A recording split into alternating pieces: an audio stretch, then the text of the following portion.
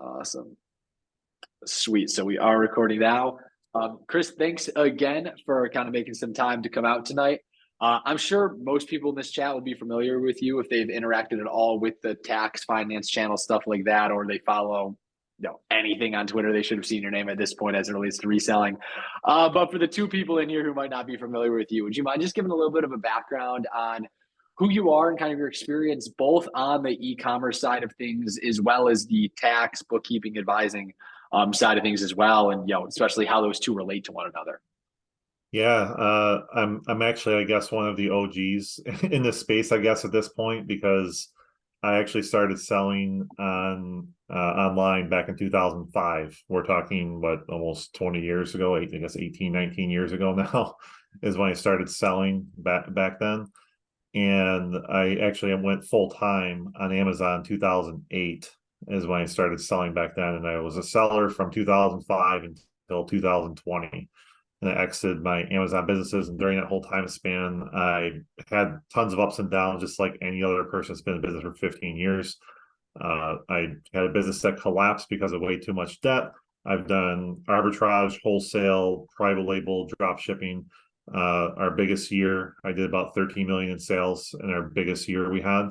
And there's other years we had, 8 million, 7 million, 6 million, and, so forth. So lots and lots of retail sales over the years. I've sold not just on Amazon, but also other platforms, and also ran my own websites. So all sorts of good stuff.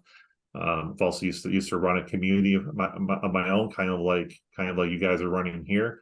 I ran a paid community back in 2015. It was actually for Amazon sellers that sold over $100,000 per month. Or per year, I'm sorry, per year is what we originally opened it up as. And that had about 250 members at one point. So I'm definitely not new to the reselling game. And when I exited Amazon and that business in 2020, I actually purchased 47 tax offices, which is now down to 43 because we closed some unprofitable ones. And then about a year and a half ago, we opened up a specific business just for e-commerce, bookkeeping, and taxes. And that was mostly just mirroring my background along with the people that we have on staff that are our best possible people we have. And yeah, that's kind of where we're at now. Awesome. Yeah, right on. So kind of wanted to, with the short amount of time that we do have here, kind of just run down some practical things to know, best practices, etc. Primarily in the bookkeeping and tax side, which are kind of two sides of the same coin. But I'll start kind of with some like bookkeeping best practices, how sellers should be approaching making sure that A, for their own records, that they're kind of doing things right, and then B, for the IRS's records as well. But I think we can kind of separate it from maybe beginning sellers, both best practices and I think platforms to utilize, ways to kind of not only make sure that things are being done accurately, but also time efficiently, where if you're selling, thousands of dollars a day, I'm guessing your systems might by necessity need to look a little bit differently than somebody who's just getting started. So let's say somebody who's just looking to get started on eBay and or Amazon selling. Maybe they're getting a few sales running in, but they're still below 5,000, 10,000 a month, maybe even lower, and they're kind of getting rolling, but they definitely want to make sure that they're still covered.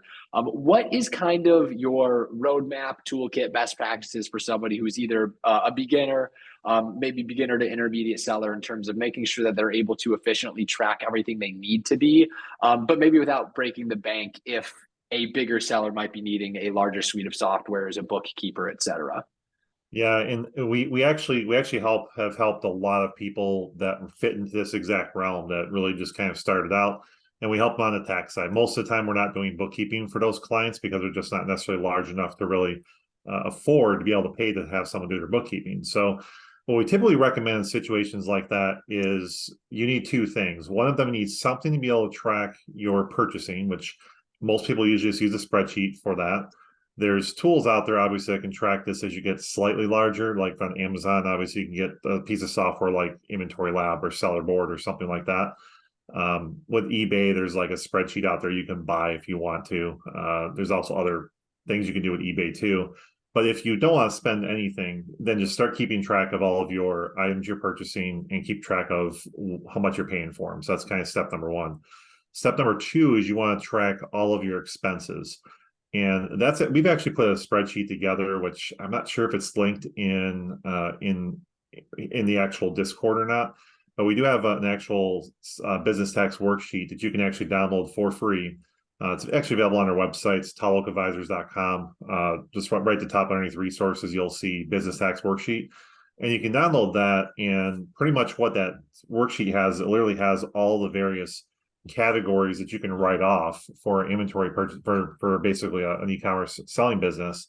And then what we did is we also took all the various things that would fall underneath those categories that are specific to e-commerce.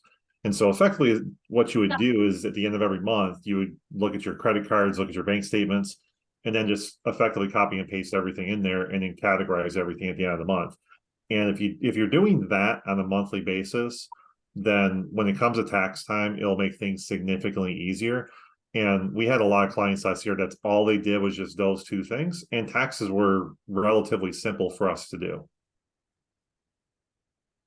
Okay, awesome. And how does that change, if at all, from somebody scaling from $5,000 a month to, okay, I am now a $50,000 a month, I'm a $100,000 a month seller? What is the, from almost a bookkeeping perspective, what is the life cycle or the journey of a seller often look like, if at all, from a systems tracking perspective?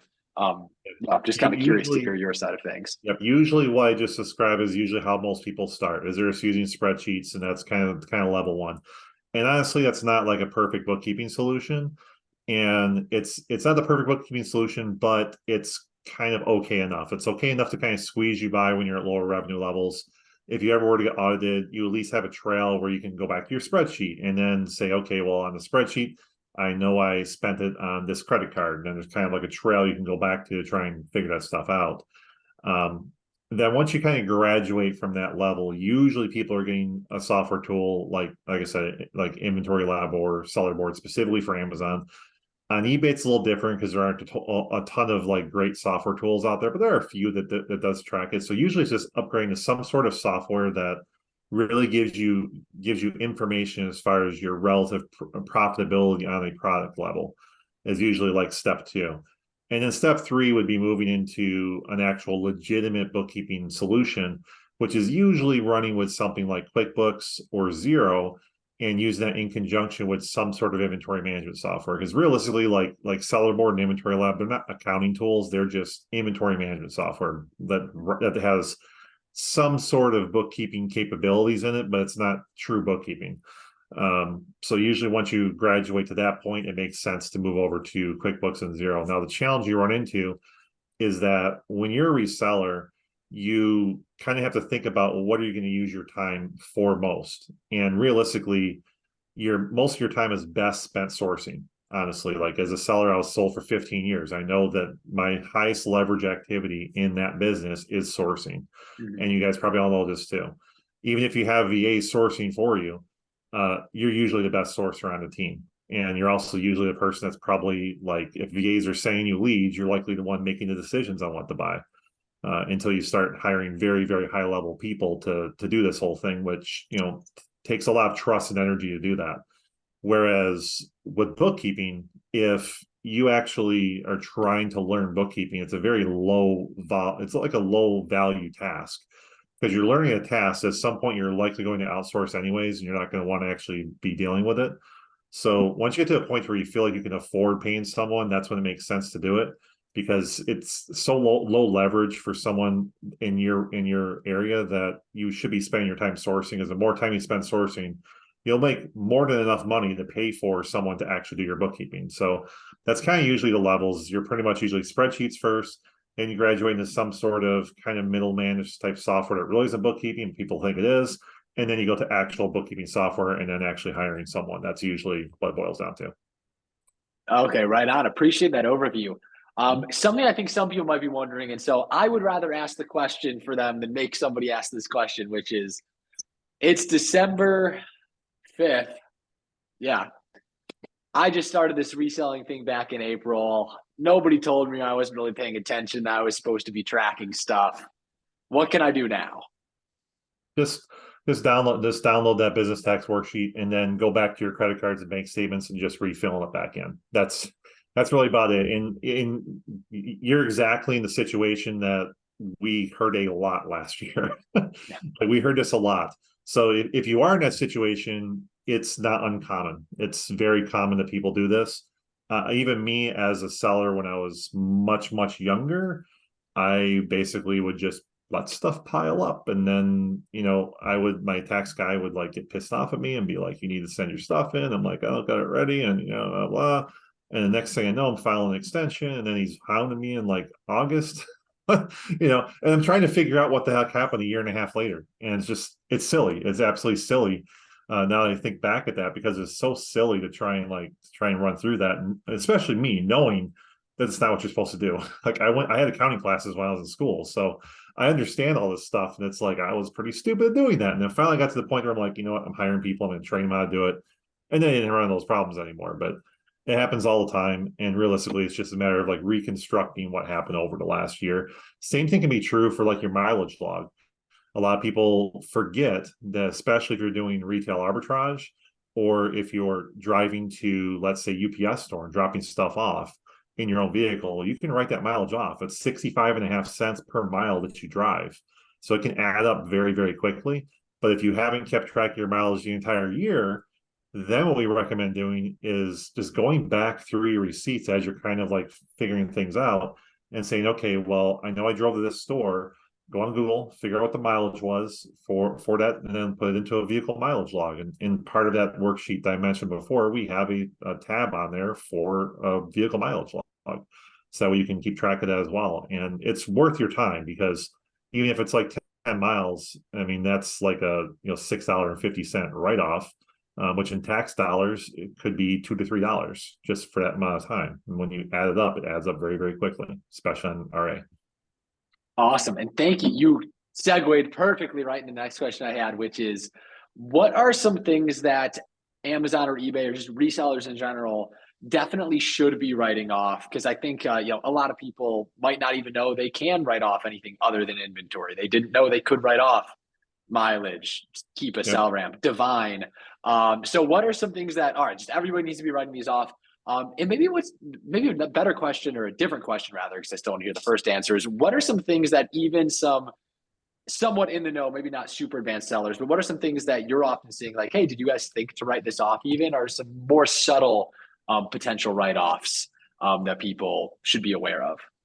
Yeah, I would say vehicle mileage is by far the first one, because most people just totally forget the logs. They totally forget to log it.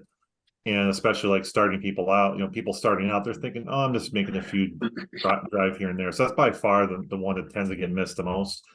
Another thing to think about is if you did any sort of travel to any conferences, people sometimes forget to log those, believe it or not. They forget to log that they went on a trip.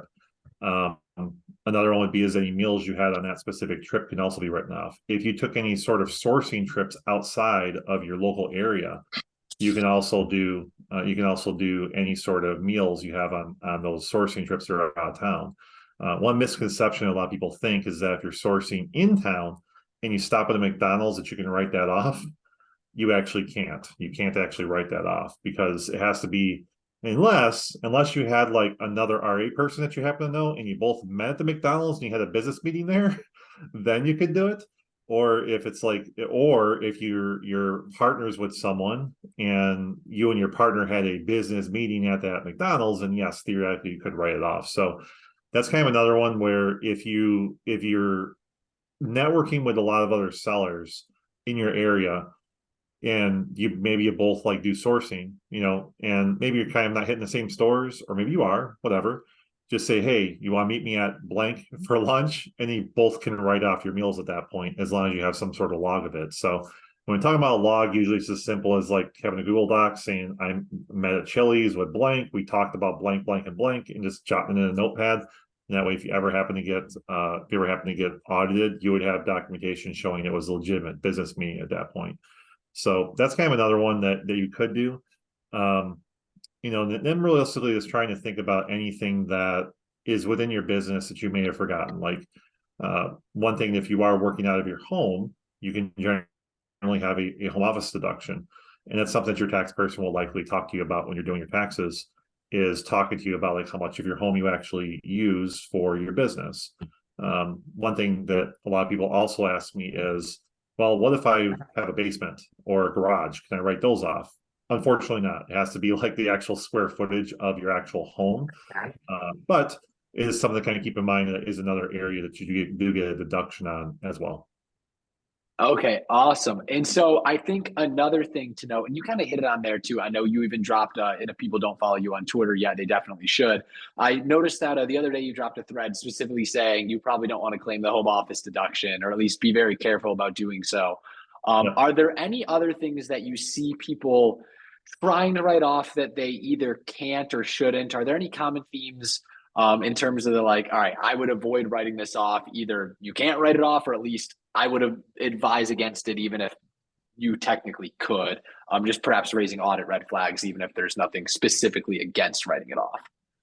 A lot of it boils down to, does it make sense for the style of business that you have? So, like for example, if you were running let's say an eBay or an Amazon business and you had $10,000 in revenue for the year, does it make logical sense that you are trying to write off $3,000 of meals? It probably doesn't. And so that's kind of like a red flag, is like, it has to make sense in the context of your business. Now, if you're running a $500,000 a year business, does a $3,000 write-off for meals make sense? Probably. And so, yes, theoretically, you should have documentation for every single thing that you do for meals. But as far as the red flag where you're potentially going to get audited, is significantly higher when you're trying to do 3,000 on a 10,000 revenue versus $3,000 on a $500,000 revenue. Like another one that a lot of people like to talk about is trying to do the whole section 179 deduction, which is, oh, I want to write off my G-Wagon. Is I hear this one a lot. And that's one that also will potentially raise a red flag, because you have to think about what style of business you're operating. Some people are strictly online arbitrage, and they just, the only time they ever really use their vehicle is to drive to the UPS store, and that's it. In what sense of the imagination does that make sense? That's actually a legitimate business deduction. Take the mileage, that's it. Now, if you're fully RA and you're literally using your G-Wagon to do all your sourcing, then okay, that makes logical sense. But you kind of have to think about it from a logical perspective of, if you had to defend yourself, could you actually do it? And for most people who are doing OA and they're sitting at their desk the entire day, there is no possible way you could ever defend that. So that's kind of another one that's kind of a little bit of a red flag. Meals is another one, like I said, that they kind of scrutinize depending on the size of the business.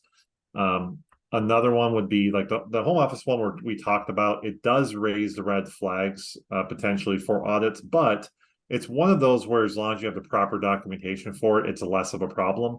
It's just one of those things where you want to keep track of what you have going on. Vehicle mileage can also be a big one if you're trying to write off way too much mileage. Again, it's like you have to do it in context with what size business you have. And these are all things that, like, when you're working with an accountant that understands the style of business you're operating, that they would kind of know what really looks odd. Like, because we do so many returns that are just doing so many tax returns specifically within this industry, that the ones that you can tell, the ones just stick out like a sore thumb, and you can immediately spot them out and tell the client to say, look, you need to provide some documentation. We had to do that sometimes last year, where people were just trying to like write off like some ridiculous stuff. And like, for example, we had one client that tried to write off strip club visits to strip clubs. And so that was one where we're like, no, that's not gonna work, man. That was kind of one example we saw of someone trying to write some shady stuff off. But yeah, that's kind of about it. I mean, there's other things obviously I would do it, but it's more or less like, does it make sense for your style of business? Okay, right on. And so now, like I said, we're kind of a little bit close to the end of the year, got about a month left in it. What are some things, let's just say, here's my roadmap, and maybe even I don't have a super great understanding of the whole accounting practice. I've been sending everything to whoever I work with. I use QuickBooks, Inventory Lab, Seller Board, all this, or switch from Inventory Lab to Seller Board at one point, but kind of still use all those, and I kind of download a bunch of stuff. But even I'm still a little fuzzy since having not done this since last year. What do I need as an Amazon or eBay seller in the form of documentation, books / data spreadsheet? what do I need to either prepare this for myself for my own taxes or to give to my accountant? When do I need it? And does what I need if I'm preparing it for myself change versus if I'm having a professional prepare it for me? Sorry for throwing all that out there. Feel free to Oh, you're good. dismantle that any way you'd like to. But like, what do I need? When do I need it? And does the fact of me trying to do it myself, if that's even a good idea, change what's needed or my process more than working with a professional? Yeah, so step one is it really depends on the type of account you're working with, right? So if you're working with an accountant who understands e-commerce, like us, we would literally just get access to your Amazon account, read-only access. We get read-only access to Inventory Lab, whatever tools you have, and we'll just grab all the data that we need from those tools.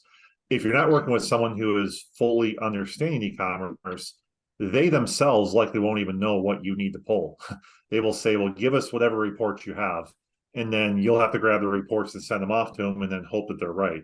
And that's usually the difference you'll see between working with someone who understands e-commerce and someone who doesn't. Is we will tell you what to bring, whereas the ones who don't understand will ask you to bring them what you think what you think they need. And so if you were to do that and you were to go to a different accountant, the types of documentation you would need to be able to show the actual accountant would be number one, a 1099 K that comes from whatever platforms you're selling on. And a note here is a 1099 Ks, if you're selling underneath $20,000 this year, you likely will not get 1099s on the platform. That's another recent change that happened again. So if you're under 20 grand, you likely won't get 1099K, even though you are still technically supposed to claim that income. But you actually would get a 1099K for most places. So your accountant would ask you for those. They would also ask you likely for any sort of reporting that you have specifically within the platforms you're selling on. So like, for example, with Amazon, you would pull a date range report for the entire year to be able to show them what the fees are for that platform. For eBay, they have a similar report where you're able to download all the various fees that were charged from there. Because every one of those fees are deductions on your taxes. And again, we've seen non-e-commerce CPAs, they will take the 1099, which is the basic income that comes from these various platforms. And then your goal is to basically take that number and just knock it down as much as you can with all of your deductions. And the first place you do that is the e-com platform fees. And one big note that we've seen a big problem with some CPAs is Amazon, a lot of our platforms do this too, where they will collect sales tax on your behalf, and then they remit them on your behalf. You never see it as revenue. It basically doesn't exist to you. But on the 1099, it shows as income, which means that the accountant has to understand that you have to offset that with an expense of the money that was collected and remitted. And we had a client that came to us this last year that was like, yeah, this guy didn't seem like he knew what he was doing. And so we looked over the return. He overpaid $13,000 in taxes just because of that. And we saw that multiple times from different CPAs. Is that's the number one area they tend to miss is that one. So that's not a report they likely will ask. They will also likely ask for you to supply all of your expenses. If you utilize the business tax worksheet we talked about, that pretty much right there lists out all the various expenses that you generally would need. They also likely will ask you, what is your starting inventory level from when you started the year? How much stuff did you purchase? And then what's your ending inventory level at the end of the year? And those generally are the major things that your accountants will typically ask for. They usually won't ask for receipts. They won't ask for credit card statements. They won't ask for any of that good stuff. That's just on you to keep the documentation if you ever were to get audited. It's possible that if something looks out of the ordinary, then your accountant may ask you for proof of certain things. In that case, you would likely need to have either the ability to pull that information up from your bank statements, credit cards, receipts, whatever you have, or pull them up through like a Gmail search if you're doing mostly OA or that sort of thing. So those are all the kind of various things you generally will get asked for depending on who you're working with. And as far as the actual specific documentation that you would need to keep would be any receipts if you have them, and then make sure that you still have access to whatever email platforms you're using for any sort of receipts. Because I know some OA people are using like 15 different email addresses for ordering things from all these different places. Make sure you continuously have access to all those 15 email accounts, and make sure you have some sort of tracker saying, all right, well, I bought this from this account, and I bought this from this account, and I bought this from this account. So again, if you were ever to get audited, that you could easily just go to your spreadsheet and say, okay, well, this was bought here. I can just log into this email address and then pull the receipt from there. Because otherwise it would become an absolute nightmare if you don't have that sort of tracking system internally, especially if you're juggling all these different email accounts, which I know some sellers do this. I used to do it too. So Yeah. I know what that looks like. So just any sort of documentation. If you were to get the way you have to look at it is, if I was audited and they asked me for whatever it is, how would I be able to prove it? And so if you think about it from that perspective, well, all the Amazon fees are on reports from Amazon. That's how I prove that. All of my like software service subscription fees, I can easily do a search in Gmail and pull down the invoices for those. Pretty simple to be able to prove those. If I bought stuff from Nike to resell, I can easily go onto Nike's website and pull down the receipt if I have to. If their site's not working, I can probably go into my Gmail and pull them up that way. And just kind of think through all these various things. And if you find a hole in your system where you're like, well, crap, there's no way I would be able to prove this, then you probably needed to create documentation to be able to prove that. Now, I mean create, I don't mean fabricate. I mean, create the trail necessary to be able to prove what it is. Like we talked about earlier with the meals. If you just had a meal receipt, that doesn't prove that you had a business conversation. What does prove it is if you actually have like a note in a document stating what you talked about and who you met with. That would be the proof. Same thing like if you're going on a travel trip, just a receipt showing you paid for a flight doesn't tell you that that's actually a business expense. What does show it's a business expense is that flight in combination with you paying for an admission to a conference. So it's kind of like, what story could you paint by to be able to show and prove what your documentation is. Awesome, dude. Fantastic answer. I think before we just have a couple, people, I already see a couple questions in the chat here. Last thing is, first off, I already threw your Twitter in the chat, as well as where else can people reach you? I know you're also active on Instagram, if I recall correctly. Are there any other platforms where you're posting content? Anywhere that people should be following you apart from Twitter and Instagram? Actually, now let's see this. I'm trying to think, is Twitter your main platform? You won't find crap on Instagram about me. I was going to say, actually see it there. I think it's just more a personal Instagram. So is Twitter the main one? Yep. So Twitter is pretty much the only place I really do any sort of content out there. I'm not even on LinkedIn. I'm on LinkedIn, but I don't do anything on these other platforms either. So it's pretty much on there. And then obviously I'm in the Discord group answering questions as much as possible in there as well. You can actually visit our website at talloakadvisors.com. And if you want to potentially work with us for taxes this upcoming tax season, we do have a discount we're actually running where you can get a $250 discount off your tax return this year if you sign up before January 3rd. And the reason why we're doing that is because last year we got absolutely annihilated in February, March, and April, which are by far our busiest years to do taxes, our busiest months to do taxes. And our goal is to try and spread it out so that way we're able to do some work in January, get people onboarded and set to go. And we're trying to entice people to sign up earlier. And that discount's pretty substantial because for just a standard LLC or a sole proprietor, our fees are $1,250 to do business and personal and do anything that has to be done with taxes for the year. So that drops it down to $1,000. So it's a pretty big discount. It's not like we're charging $4,000, only giving $250 off. We're literally giving $250 off $1,250. So it's a pretty big discount that we're offering for that. And like I said, on Twitter, the link you have there is probably the best place to find me. I do book strategy sessions. So if you specifically want to talk to me about your taxes or bookkeeping concerns, I do free strategy sessions, typically 30 minutes long. Right now, I'm actually booked out until I think January 28th. That's how backlogged I am on those calls. So if you want to specifically talk to me, that's kind of the best way to do that, as a schedule on our website. If you want to do that, but it's not necessary to talk to me to be able to work with us. My team can easily work with you on anything you have for bookkeeping or tax concerns. Awesome. Right on. And like we said, those links are both in there, both to Chris's Twitter as well as to Tall Oak Advisors. I even said it in Discord earlier, which is the only thing more expensive than paying for a good accountant is not paying for a good accountant. So definitely recommend Chris, because the entire purpose is to save you money you wouldn't have otherwise saved by taking all of the write-offs and such that you can claim, avoiding any ones that you shouldn't be. As well as for anybody who doesn't know, because I know I've got some questions here. Chris is active in the Divine Discord, answering questions down in the tax, bookkeeping, finance categories. So if you don't have that role, be sure to claim it.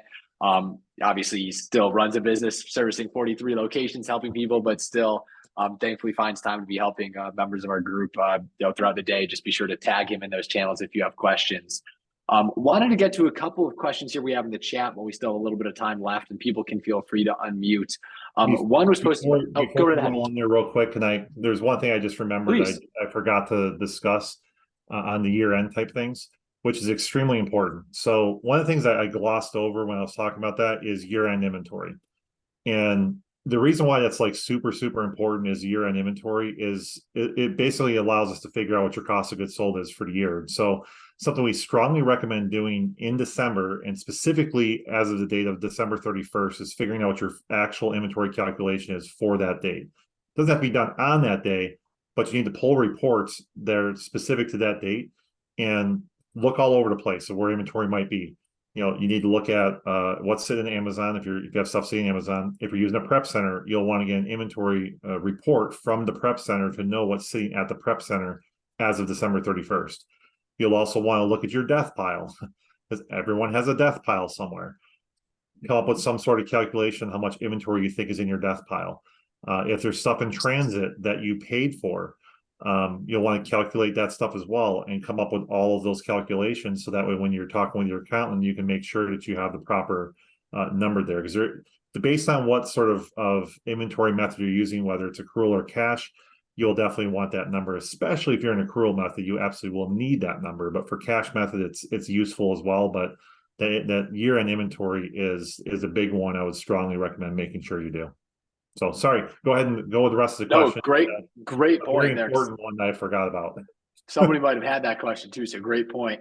DM, who's actually killing, one of our just a staff member who crushes it here, asked, he said, been hearing about some methods you can use to save on taxes if you plan to save for a kid's college fund by including your kid as an employee or something like that. Is there any info about that?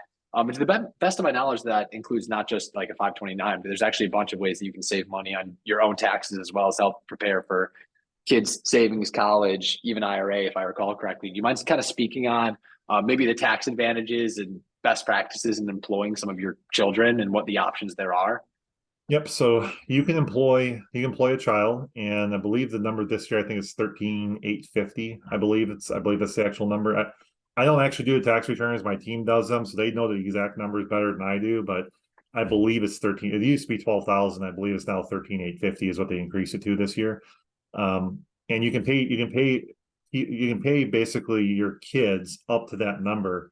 And the reason why you can do that is because it's based on the standard deduction that your child gets.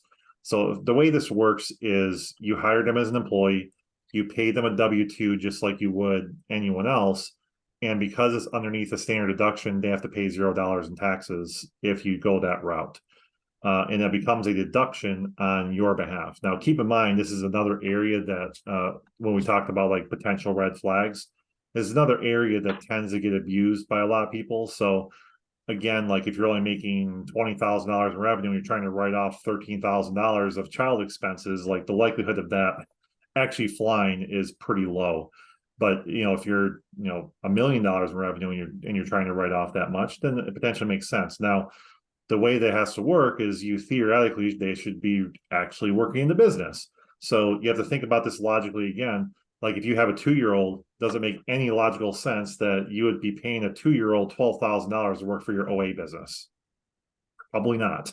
If you're having a private label brand and you're selling like baby clothing, then okay, maybe you could say, all right, well, if I were to actually go do a modeling fee and I had to hire baby models for an entire day, maybe that would cost 12 grand, and you can kind of fly with that. But it's one of those cases where you have to logically think through, like, does this actually make sense? Now, if you have like a 10-year-old or a 12-year-old and you're working on your house and you're having them label stuff or throw stuff in boxes or clean your shed or whatever, yeah, you can definitely write that stuff off. And realistically, you want to keep, again, a tracker showing what hours were worked and what they did for those days. That way, if we were to get audited, you would have some sort of documentation for it. One other note here is that if you're running an S corporation, it does put in a little bit of a problem with this method because it's you are able to write it off, but there ends up being additional taxes you have to pay on the payroll side if you are an S corp. If you're an LLC or a sole proprietor, you're good. If you're an S corp, it throws a wrench. So, like for example, what I did with my daughter this year, because I have S corps for my tax businesses, is I actually created a separate business. It's called a family management company. It's not a separate entity. It's just called family management company, and it's an LLC. And pretty much, I just pay my business for social media services, and then my daughter gets paid out of that business for doing social media work for me.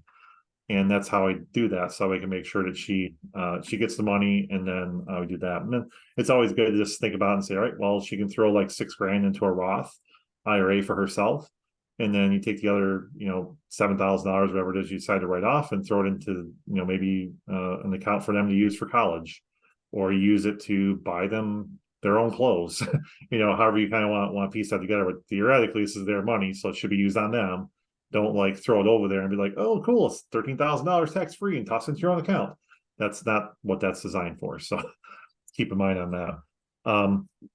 You can also contribute to a 529 account for your child, but that does not give you deduction on the federal level. It's only on the state level, depending on what state you're in. So each state has a different guideline on that, on the tax deductibility on that. So that's one. There's also another one where you can deduct some college fees as well, depending on who you're paying for, which is more or less just one of those things where just talk to your accountant to see if you qualify for that, because there's a lot of like stipulations specifically to that specific rule. So it's just something to talk about with your tax person. Yeah, right on. Thanks for super detailed answer. And yeah, I think it seems like, correct me if I'm wrong, but I always like a guiding principle I always taught and that went by is like, if you legitimately, with that being a keyword, use it to make money on your business, you can write it off. Mm-hmm. There's always kind of been the guiding principle. I guess even kind of a plug, I'll reiterate this again for anyone listening who doesn't take advantage of this. Your Divine membership is one of those things. So if you're not writing off membership to Divine or any similar services, software, et cetera, be sure to, because, let's say anything you write off knocks 25% off. If you're using it for business, you're basically getting a 25% discount on everything you're buying or selling, or just buying actually. And so be sure to be writing off everything that you can be writing off, but then actually make sure it has a legitimate business purpose. And I bet that covers 90% of the issues that you see on the daily, Chris, I would assume. Yep. So Antonio asked, is it allowed to write off the cost of goods if they haven't sold yet? I mainly sell sports cards and admittedly didn't keep track of what specifically sold and when after purchasing. So how is that supposed to work in terms of cost of goods sold? Well, not cost of goods sold, cost of inventory, if you will, if they haven't actually sold. Yep. So there's two different methods of ways that you can handle your accounting. One's called cash, one's called accrual. And when you first start your business, you're going to select which option you're going to run with. And once you make that selection, that's just what you stick with moving forward. I mean, you do have the ability to change it later on, but it's not easy to change it. It's not something you can easily just kind of flip over year to year. So that's one of those things where once you choose one way, you have to stick with it. Now, on the cash method, the way that works is the moment you buy the items, it's immediately written off. So like in your case, because you're not keeping track of anything, that likely is the method you'll have to use for doing that. It means that the moment you bought it, that's when you write it off. It doesn't matter when you sell it. It's just written off immediately. And then for accrual method, that would be when you actually buy it, it's just considered an asset. And then when you sell it, it moves from an asset to an actual expense, which is what would show up as a write-off for your taxes. So that's the difference between the two. And I get asked a lot, like, which method should you go with? And it really kind of depends on the situation that you're kind of into. I'll give you some kind of like tips along the way on this, on trying to determine what method you're going to go with. Is, let's say, for example, you want to really grow your business and you're like, you know what, I want to blow this thing up. Well, one of the things you're likely going to start thinking about in a couple of years is, where can I get loans? Almost every business owner that runs an e-commerce business that is trying to grow ends up taking loans out at some point. And the options you typically have are, you take Amazon loans, or you start like with all these various like ridiculously high interest loans, or you go to a local bank. Well, if you go to a local bank and try to get any loans from them, or you attempt to do any sort of government loans like SBA, they will require you to have 2 years worth of tax returns. And generally, you'll need to be profitable for those 2 years. If you're using cash method, it's almost a guarantee that at least the first couple of years you will show as not making money. And the reason being is that, like, like your sports card thing you mentioned here, let's say you bought $2,000 of sports cards, but you only actually sold maybe $1,000 worth. Well, you may have actually profited like $300 because those items you sold for $1,000 that you bought for $1,000, maybe you sold for 1,300. I'm not factoring fees, LRBS, but let's just say maybe $300.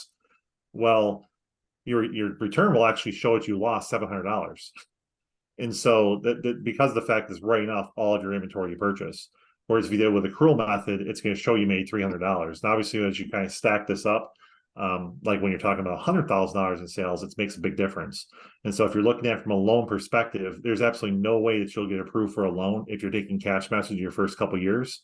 But yes, you want to pay in more in taxes the first couple of years, but it's entirely possible that when you're trying to get that loan in year 3, that alone can make a huge difference. Not to mention, if you're trying to like buy a house yourself, you'll need to be able to be approved for loans too. And if you're showing that you're losing money on your business, there's absolutely no way they're going to approve you unless you happen to have a W-2 job that pays for it. And again, if your long-term planning here is, well, I'm going to work a job for 9-to-5 job for a year, I'm going to quit, I'm going to do this whole thing on my own. You need to be able to show profitability to be able to get any sort of loan. Otherwise, you'll be in a hole for a long time. So that's problem number one of why I would usually recommend an accrual method for those people. Another situation would be is, let's say, for example, you're starting out and you have no idea how you're going to do. You don't really have any plans. You're just kind of selling stuff on the side, blah, blah.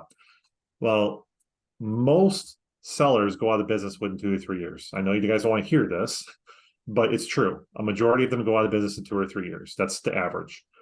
And what tends to happen is when you're using cash method is you're getting all the write-offs in year 1, and you're likely getting all the write-offs in year 2 if you're still around by the end of year 2. But then when year 3 hits, which is a year you're likely going out of business, again, not saying it's going to happen to everyone, but it does. When you get to that 3rd year, what happens is that all those write-offs you took the last 2 years are now going to hit you in that 3rd year. And the last thing you want when you're going out of business is a huge ass tax bill you got to deal with too. And that's like the thing that a lot of accountants like won't tell you when they're doing your taxes. All they will do is they'll tell you, oh yeah, use cash because that will save you the most in taxes this year. But they won't talk about those 2 things. One, they won't talk about the loans, and 2, they won't talk about what happens when you go out of business 2 years later. Now, again, if you're not going to go out of business, then great. But I would say probably 80 to 90% of people typically do. Hopefully you're not part of that, but it's the truth. I've been around a long time. I've seen people come and go. So it's just reality, unfortunately. Awesome. Yeah, sweet. Appreciate talking on that. Somebody asked, do you have to report Rakuten cash back or any sort of rebate? I know credit card points, things of that nature. I get asked this one a lot, and this is one that you're going to get probably 10 different answers based on who you talk to. And the reason why you get 10 different answers is because it's one of those gray areas. And I'll kind of explain to you kind of like how gray areas typically work in the tax world is the IRS specifically says that everything is taxable. That's what the IRS guidelines say. And then they say, with the exception, unless there's a specific exception in the rule, and then they have 6,000 pages of stuff that's exceptions to the rules. Well, there's no specific exception that specifically says cash back isn't taxable, which means by default it is. And the reason why there's a lot of confusion on this is because let's say you were to do a Google search and says, is Rakuten cashback taxable? The first answer you're going to see is from Forbes, and it says, no, cashback is not taxable. And the reason being is because most people who are using Rakuten cashback is not using it for reselling. They're buying their friend Susie a gift, and they're using the cash back. They're getting cash back for it. And if you think through it logically, why would you pay taxes on that? Like, you don't pay taxes when you buy. Obviously, you're paying sales taxes, but you're not paying income taxes on something you're buying for Aunt Susie. So why would you have to pay taxes on that? But if you're buying it in a business, what happens is you're writing off the cost of goods sold, and you're getting a rebate back for it, which is what the IRS considers these as rebates. you're getting a rebate against your cost of goods sold. So logically, it makes sense that you have to deduct it against your cost of goods sold, which inherently would make it taxable. So on its own, it's not taxable, but because it actually lowers your cost of goods sold, it makes it taxable. That's again assuming it's within your business. Now, what we've seen a lot of sellers do is they just request the cash back and they deposit into their personal account. If they do that and it's not showing up in business books and you never tell your accountant, then it is what it is at that point. That's a risk you're willing to take as a business owner to not pay taxes on it. Legally, you're probably in a very gray area at best. Because again, like the other side of it is that yes, there's no 1099s that ever get issued. The likelihood of the IRS actually knowing that you ever had this money probably isn't going to happen unless you somehow got audited. So it's as well as cases where if you're going to be like very, very black hat / grayish, it's probably an area you can get away with. But legally, from a legal perspective, it is taxable. I mean, because there's no loophole that says it's not. Yeah, awesome, dude. Sweet. Great answer, because that's the same thing. I've asked a bunch of people. I hear a bunch of different answers to that. So appreciate you kind of like sharing just even the philosophy on that. Ben asked, and sorry, I might be skipping some of these here. Definitely want to be aware of time since I know did want to have you done here by 9 Eastern. But Ben asked, does an LLC provide any tax benefit? I don't currently have one, and I'm over 200K in sales this year. Maybe moreover speak on kind of what's the general guidelines between not guidelines, but just an impossible task in a minute or two or less. Could you just give us a primer on corporate structures, which is a full semester class in college? Zero benefit. There's your answer. To specifically answer that question, there is zero tax benefit for moving from a sole proprietor to an LLC. Zero. It's taxed exactly the same. There's no difference whatsoever. The only exception is, and then we're not talking about benefit wise, is if you're in California, by moving over to an LLC, you're now subjecting yourself to an $800 a year minimum franchise tax. So it actually costs you more to do an LLC in California than other states. So, but as far as like tax benefits, absolutely none whatsoever.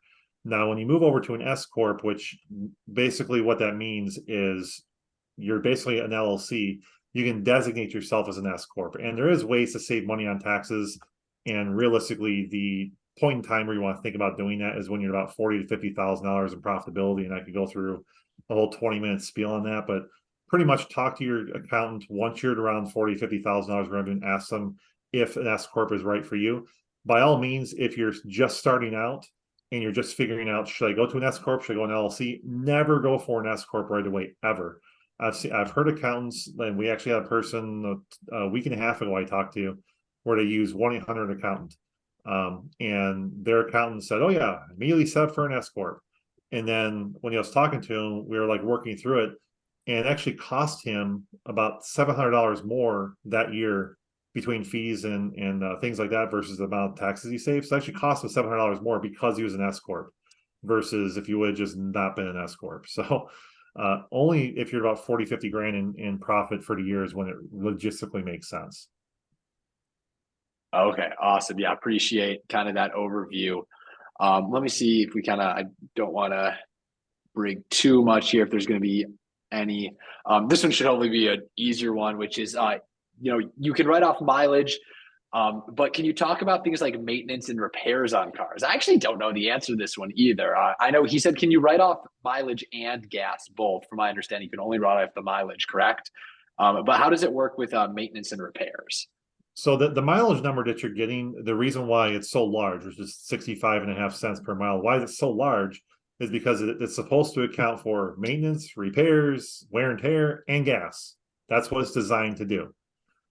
That's what's designed to cover. So you either have either or. You're either doing mileage, which majority of people on this call, that's likely what you're going to do is mileage.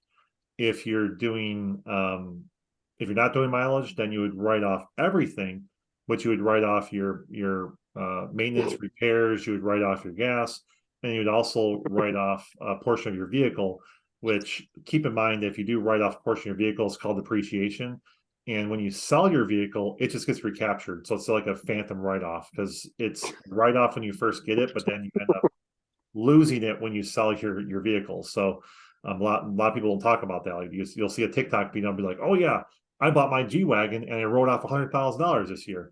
Well, when you sell it 2 years later and you sell it for like 80 grand, now you have 80 grand of income that you got to pay taxes on. So they totally forget about that. So yeah, your tax write-off does end up being 20,000, but they don't tell you that in the TikTok video. Right on. So last one before we kind of wrap up here, which I think is a great question. One that I've had for myself and I've had to talk to people about, which is someone says, I have an existing LLC for real estate. Should I use that for my Amazon business or create a new one? Or I guess a more overarching one is, let's say I already have an LLC for something non-reselling related.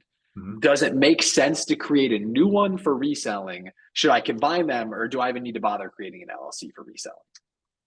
It would really depend on what you've done in the LLC previously. Did you actually really use it for real estate, or did you just say it was real estate and never actually bought anything? Because we've seen some people that have opened LLCs in prior years, maybe used it like for a year and then put it dormant for a year or two, and they decide to use it for the Amazon business. Like in those cases, you're probably okay doing that. From a tax perspective, doesn't matter. Really, what we're talking about here is, potentially legal perspective, because you have to think about, are there liabilities from your previous business that just transfer over to your new business? If you're buying real estate, like potentially 2 years later, could you get sued for something randomly that happened 2 years ago? If you close out the LLC, you can't really get sued because the LLC is closed. And so that's kind of like the legal aspect of it. From a tax perspective, it's not really going to matter unless like you're trying to run both businesses at the same time underneath the same LLC. Then it makes your substantiation for your write-offs. You have to have a higher level of substantiation because, like, if you're running a real estate business, then why would you write off the shoes you're buying at Nike? It's one of those things where it becomes a little more of a difficult thing to deal with. So typically we'd recommend separating out the styles of businesses, even like if you're doing a coaching business or a leads list business. We usually recommend separating those out as well. And those are more for a legal perspective than taxes, mostly because if you were to get sued on your coaching business, you don't want that to decimate your Amazon business, or vice versa. If you have your Amazon business, you get sued, you don't want to have that. You don't want to have that take down your coaching business. Or let's say, for example, you are running an Amazon business, and then you have a separate business that does your leads lists and coaching, that sort of thing, and you're running your business on Amazon and you start taking on all this debt and you end up having to claim bankruptcy or something with that business. Well, if you did that and you had all of them underneath the same business, then poof, your coaching and leads list business is gone. Whereas if you go bankrupt on your Amazon business, you still have your leads list services, so your coaching business does not get touched by the other side, assuming that you're not personally guaranteeing everything. But yeah, that's kind of about it. So hopefully that answered the question there. Sweet. So thank you so much for just giving up some time here. Like we said, we do have the tax and finance chat in the Discord. Be sure to tag Chris, and he's been super gracious to be able to be in there, respond to questions for y'all. Like we've been saying all day, like Chris's time is incredibly valuable, and this was I've been in this game for a while, and still I have your personal number. We've chatted before, and still learned stuff tonight. So be sure to take advantage of that. His social media, his Twitter is both in the chat here as well as he posted it in the Discord. And be sure to head over to talloakadvisors.com if you want to work with Chris and his team, as I think, pretty much anybody who's already got the ball rolling on, reselling should. Like I said, the idea of an accountant is that they're going to save you a lot more money by you paying them a little bit than you would save by yourself doing it yourself. And Chris and his team are top notch, have personal experience in e-commerce. And yeah, anything else to add there, Chris? Once again, just super grateful for you taking the time tonight. Yeah, I think we kind of mentioned everything. If you have questions, I know there were a few questions we didn't answer on the call this evening. Just pop them into the tax channel on the Discord, and I will come back probably tomorrow and answer those that didn't get missed. I can give you a really quick answer to one of these that I spotted because I already answered half of it before, which was how can I write off inventory? I know from years ago, Collectibles is the person that was doing this, the sports collectibles. Generally, what you would want to do in a situation like that is go on eBay and find out what the most recent sold numbers are, and then that's the number you would use for cost of goods sold, and make sure you keep that documentation how you calculated that. That way, if we're get audited, you'd be able to show, well, this is the value, and I contribute it from myself personally to the business, and that's how you would take care of that. So, I figured I'd answer that one really quickly since it was a quick answer. But yeah, again, if you want some help with bookkeeping, definitely reach out to us. And if you're looking for taxes this year, we do have a capability to handle lots of new clients this year, so we're prepared for it. And again, if you want to sign up before January 3rd, save $250. So that's about it. Awesome, right on. Hey, thanks again, Chris. Take care. If you guys don't already, be sure to follow him on Twitter. Reach out to him, tag him in the chat. And excited for the rest of the week that we had in Divine. So take care. Thank you again, Chris. Thanks, guys. Bye.